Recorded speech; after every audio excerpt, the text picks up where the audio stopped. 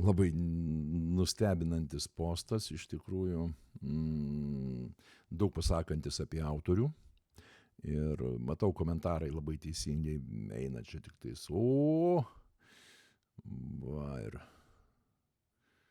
Ne, labai geri komentarai. Žodžiu, postas. Kodėl kai kurie vyrai turi meilužes? Jei žmona viena namus tvarko, valgyti daro, noriu intimumo, bet jis nenori. Stengiuosi gražiai atrodyti, kiti vyrai atkreipia dėmesį į mane, o jis ne. Kodėl jį traukia meilužė, o ne aš? Mieloji mergytė, jeigu tavo vyras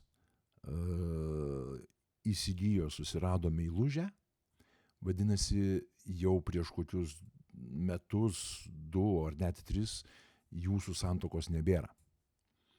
Nes, jau viskas. Meilužės buvimas, tai reiškia, kad jūsų santuoka sugriuvo jau seniai.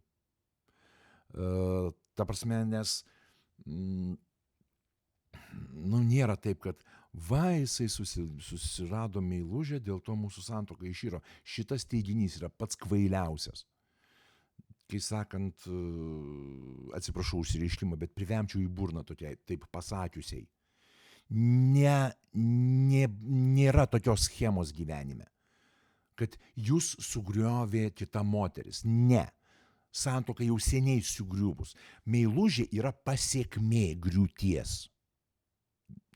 Ir kitokių variantų nėra. Tai meilužė, čia labai gerai susakiau, klausyk, meilužė yra pasekmė, ne priežastis. Meilužė, vadinasi, jau prieš metus jūsų santykių nebeliko. Nebeliko kodėl? Neužtenka vien tai, kad tu tenai viena tvarkau namus, valgyti darau, noriu intimumo, jis nenori. Neužtenka to. Jūs turite, kai sukuriat šeimą, šiaip bendroji sumoje, gatvėje, nesakykime, neegzistuoja draugystė tarp vyro ir moters. Neegzistuoja. Bet kai jūs sukuriat šeimą, esat vyras ir žmona, jūs privalote tapti geriausiais draugais. Čia neišvengiamai. Jeigu jums nesiseka taip padaryti, tada jūs ne per tą vietą kūrėt šeimą. Jūs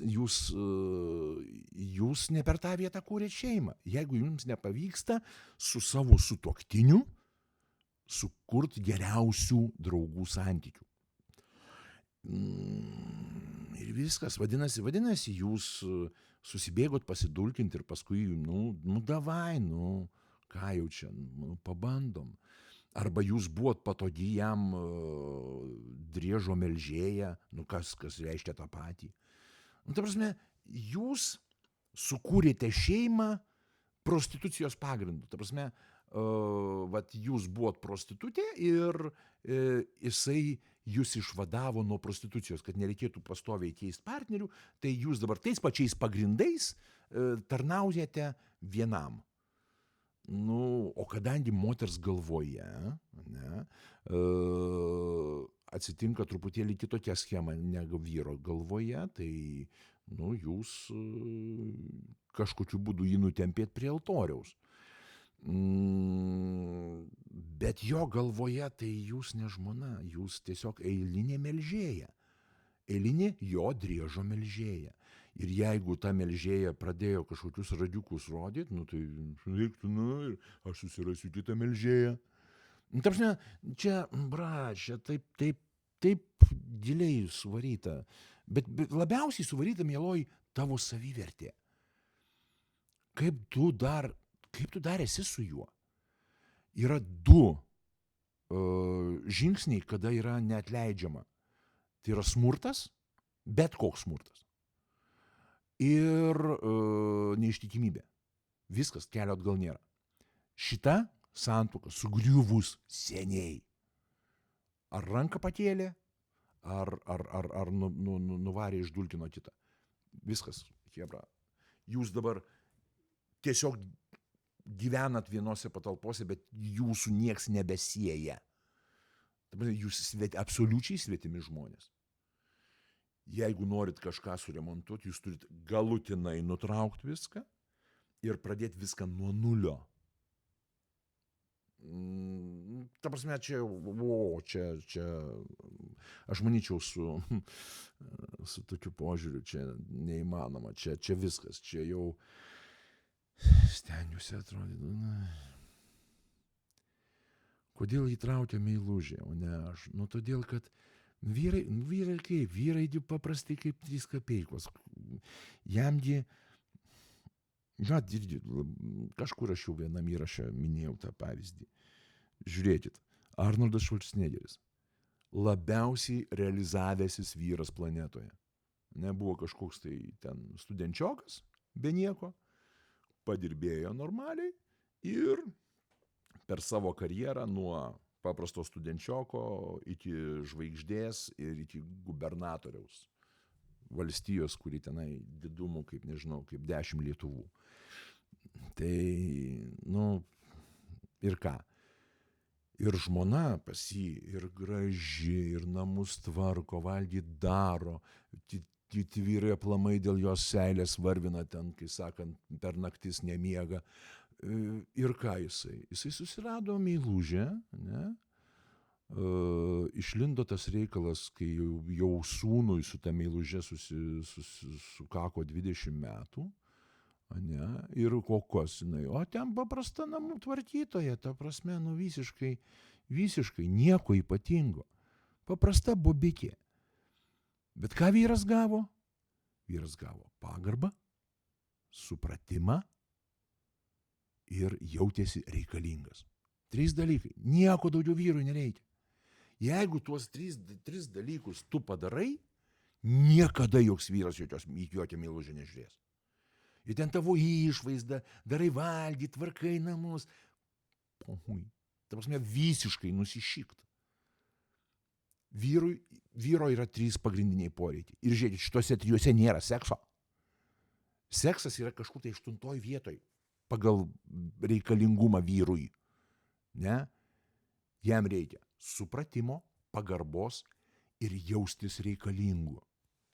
Viskas. Mielos moterys, va šituos 3 dalykus įsisavinkit. Ir viskas, ir jokių meilužių neatsiras gyvenime. Bet... Aišku, yra iškrypėlių, yra ten, aš pats pažinojau, kai sakant, nėra prie ko kabintis prie to žmonos, kuo tu nepatenkintas. Ne, jis eina, dulkina viską, kas juda. Yra. Tai nesusidėk su tokiu. O kad nesusidėt su tokiu, tai dėl to reikia pradraugauti ilgesnį laiką iki lovytės. Pradraugaut bent, aš visą laiką sakau, bent metelius, be lovos, be sekso, pradraugaut, išsiaiškinti, kas tai per padaras, ne? Kai jau nukris visos plunksnos, nusišers rudenį ar ten pavasarį, kada ten nusišeria paukščiai, gražus. Ir pamatysi visą veidą, tikrą veidą, o tada galima pradėti galvoti, ar tekėtų už tokio ar ne. Kurt su juo šeima ne. Ar jisai vertas būti tavo vaikų tėvu, ar ne? Žodžiu, viskas labai paprasta. O tau, mieloji, tau reikia su savivertė padirbėti, nes tu žinai, kad jisai turi meilužę, nori intimumo, bet jis nenori. Šitą prasme, tau rimtai, tau reikia rimtai pradėti mylėti save, gerbti save, tausot save. Ir sėkmytės, mieloji.